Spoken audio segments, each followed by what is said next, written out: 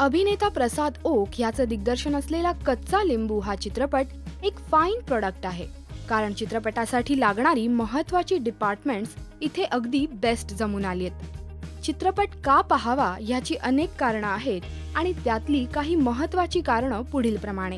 क्रमांक 1, चित्रपटाचे डिपार्टमेंट्स म्हणजे अगदी संगीत, पार्श्वसंगीत, छायांकन आणि कला दिग्दर्शन या तीनही विभागांमध्ये चित्रपटाला पैकीच्या पैकी मार्क आहेत। भूतकाळ रंगीत आणि वर्तमान ब्लॅक अँड व्हाईट हा थॉट अत्यंत बोलका आहे।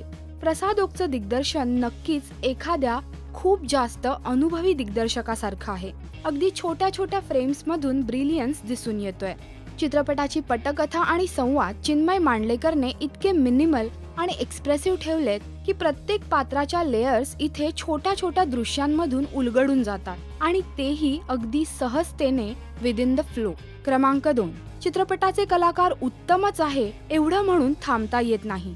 ते उत्तम अभिनय करतात हे पाहणं पर्वणी आहेच, परंतु त्या भूमिकेत हे कलाकार चपखल बसतात हे विशेष। रवी जाधव यांना मिळालेल्या मोहन काटधरे या भूमिकेचं त्यांनी सोनं केलंय। सचिन खेडेकर, सोनाली कुलकर्णी, अनंत महादेवन यांसारख्या हाडाच्या कलाकारांमध्ये रवी जाधवची ही पहिली फीचर फिल्म आहे असं अजिबात वाटत नाही। मनमीत पेमही विशेष लक्षात राहतो। क्रमांक 3, हा चित्रपट एक फाईन प्रोडक्ट आहे आणि त्याचं कारण म्हणजे हा चित्रपट इतक्या सिन्सिअरिटीने बनवला गेलाय की त्याच्या सादरीकरणातून ते जाणवतं। सध्या अगदी दृश्ये लक्षात राहतील, पार्श्वसंगीत डोक्यात राहील किंवा एखादी फ्रेम आठवणीत राहील असं फार कमी चित्रपटांच्या बाबतीत होतं, परंतु कच्चा लिंबू हा चित्रपट आपण पाहतो आणि ऐकतो। चित्रपटातला हा सीन कसा झालाय, आर्ट डायरेक्टर कोण आहे, कास्टिंग कोणी केलंय, अशा दूरच्या प्रश्नांना आपण हात घालतो। क्रमांक 4, चित्रपटाची कथा ही जयवंत दळवी यांच्या ऋणानुबंध या कादंबरीतून घेतली आहे। त्याचं अडॅप्शन म्हणायला काहीच हरकत नाही। त्यात थोडेफार फेरबदल झालेत, पण तेही चिन्मयने अगदी खूप सुंदर केलेत। या कादंबरीचं नाटकही झालंय, नाती गोती ह्या नावाचं।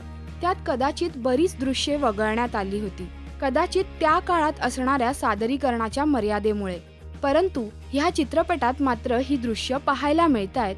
त्यामुळे कथेच्या बाबतीतही हा चित्रपट नाटकापेक्षा 2 पावलं पुढे जातोय।